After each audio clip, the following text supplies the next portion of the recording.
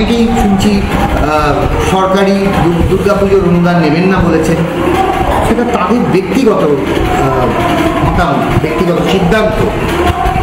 ভালো, তা যারা কর্মবিরতি করছেন শাসক দলের বিরুদ্ধে বা বলছেন, তারা সরকারি বেতনটা নিচ্ছেন তো না নিচ্ছেন না? মানে আমার প্রশ্ন, বোনাস টোনাস যে হয় তো সরকারি, সেটা নেবেন তো না নেবেন না?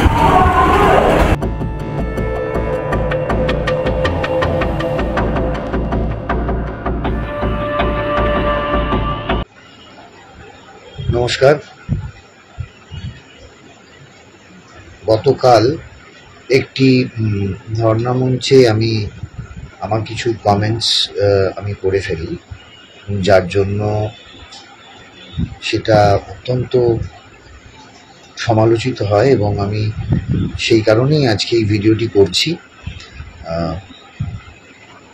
আমি প্রথমেই আপনাদেরকে জানাই যে আমি যা বলেছি তার জন্য আমি অত্যন্ত লজ্জিত এবং দুঃখিত, এবং আমি কোনো সাফাই গাওয়ার জন্য আজকে এই ভিডিওটি করছি না। আমি বিশ্বাস করুন, আমি অন্তরের অন্তঃস্থল থেকে আমি বলছি যে এই 18টা দিন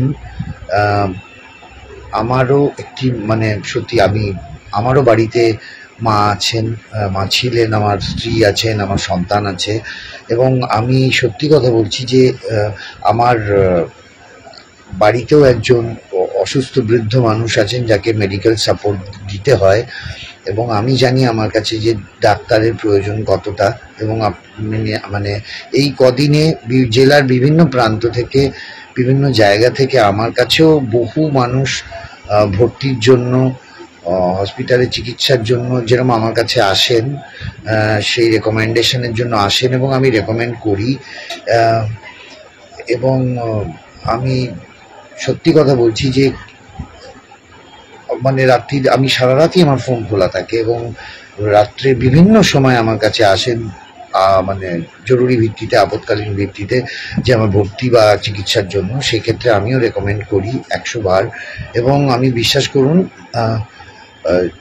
আরেকটি ঘটনা আমি আবার বলছি, আমি একটু শেয়ার করতে চাই যে যেদিন IMU এর স্ট্রাইক চলছিল, সেই দিন আমার একেবারে ভাতৃপ্রতিম এক বন্ধু, তার মার ইন্টারনাল ব্লিডিং হয়, সেরিব্রাল হ্যামারেজ হয়ে ইন্টারনাল ব্লিডিং হয়, এবং সে তখন আমাকে ফোন করে এবং সে তড়িঘড়ি তার মাকে হাসপাতাল নিয়ে যায়। এবং বিশ্বাস করুন, সেদিনকে যা অবস্থা, সে 2-3টে জায়গায় ঘুরে, এবং আমিও ফোন করি, কিন্তু সত্যি সেই পরিস্থিতিও ছিল না সেই সময় যে সেই ধর্মঘটের মধ্যে সেই কাজ হয়। কেননা সত্যি ডাক্তাররা যে তখন সঙ্গত কারণে, ন্যায্য কারণে তখন সেই আন্দোলন এবং ধর্মঘট চলছে, এবং খানিক বাদে আমার কাছে আমার বন্ধুর ফোন আসে যে আর তোর সাহায্যের দরকার পড়বে না, তার কারণ আমার মা আর নেই, আর আমি তোকে ডিস্টার্ব করবো না। এইটা সত্যি আমার কাছে খুব মর্মান্তিক ঘটনা। মানে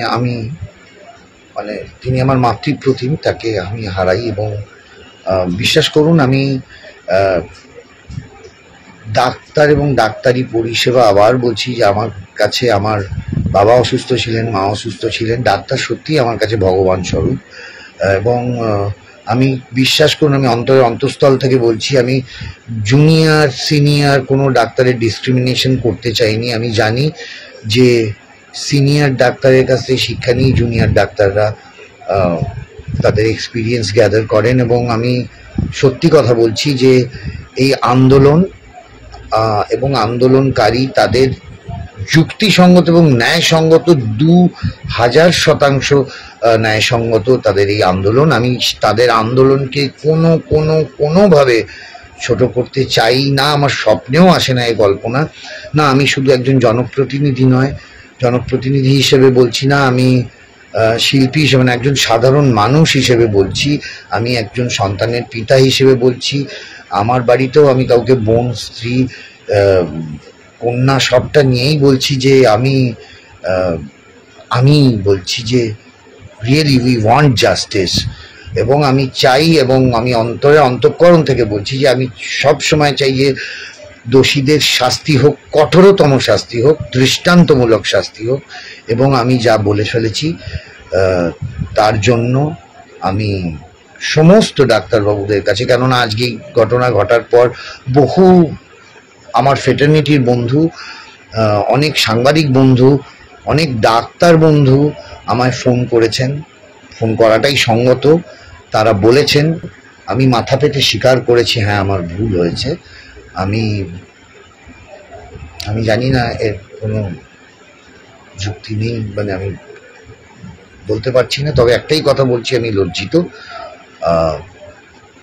আমি আপনাদের কাছে ক্ষমা প্রার্থী। তবে আবার বলছি, এই আন্দোলন এবং আন্দোলনকারীদের আমার আপনাদের প্রতি সহস্রবার, কোটিতমবার সেই সমর্থন রয়েছে।